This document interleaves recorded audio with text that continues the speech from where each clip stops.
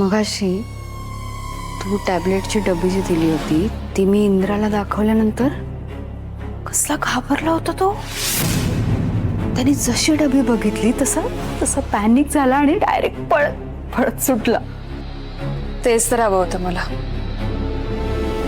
वेल thank you so much Urmila. तुझ्यामुळे माझा अजून एक प्लॅन सक्सेसफुल झाला. ठरल्याप्रमाणे राणी आणि इंद्राला पूजेला एकत्र बसताच आलं नाही. टोटल फेल गेली यांची आषाढी.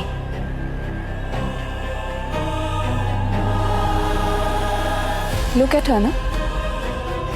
शी इज कम्प्लीटली फेकिंग इट.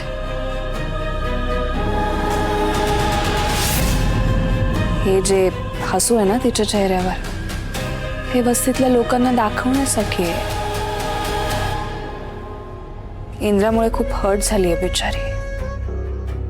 दाखवता येत नाहीये ना. आपल्याला तिला असंच सतत हर्ट करत राहायचंय, कळलं ना.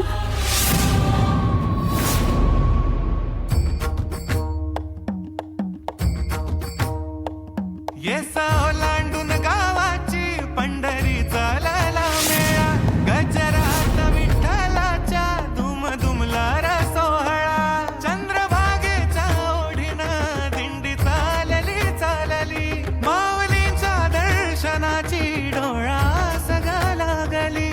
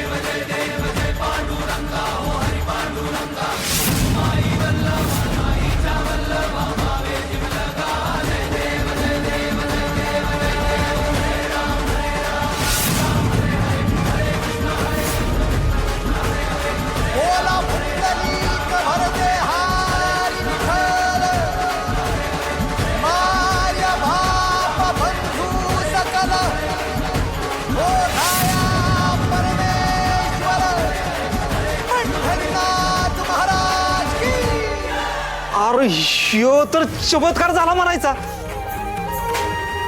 मी दरवर्षी या पूजेला येतो, पण एवढ्या वर्षात आज पहिल्यांदाच असं घडलंय. हा ईश्वर संकेत आहे. इंद्रराणीच्या रूपानं विठ्ठल रुक्मिणी स्वतः इथं हजर राहिलेत.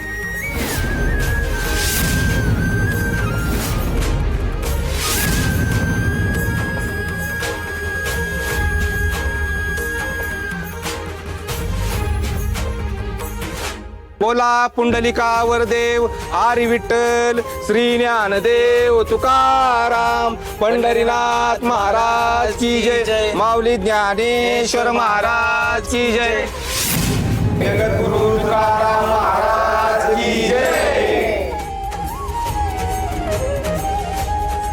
अहो माधव काका काय करताय तुम्ही?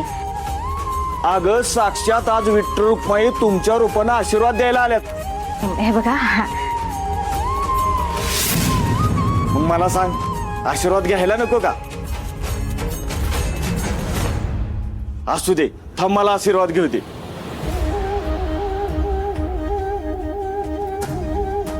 बघितलं का सुरके राणीन जावय बापू पूजेला बसलं नाहीत पण पांडुरंगाने त्याला आशीर्वाद दिला.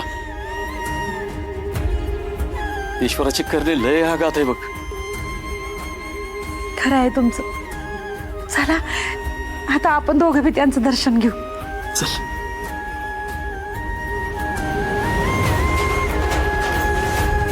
आई, प्लीज तुम्ही तरी काय करते?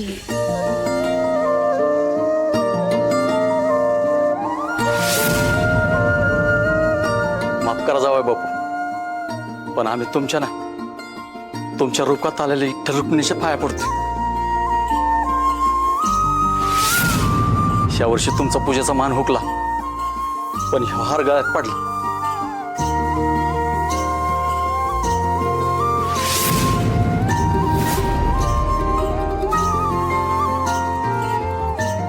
अहो येऊ योगायोग नाही. विठ्ठलाने तुम्हाला खरा खरा आशीर्वाद दिलाय.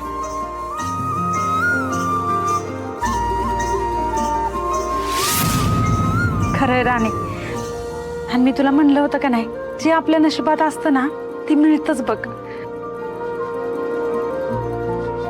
त्याच्यामुळं आम्हाला नमस्कार करू दे. आव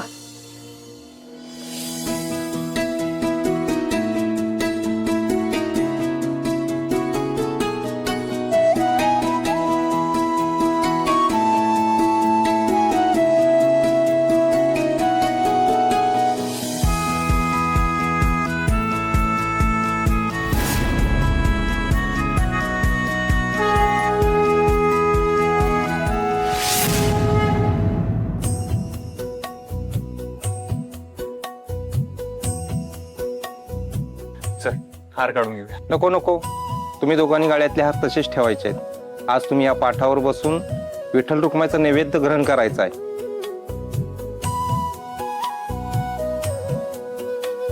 तुमच्या रूपात आज साक्षात विठ्ठल रुक्माई सर्वांना दर्शन देण्यासाठी आलेले आहेत.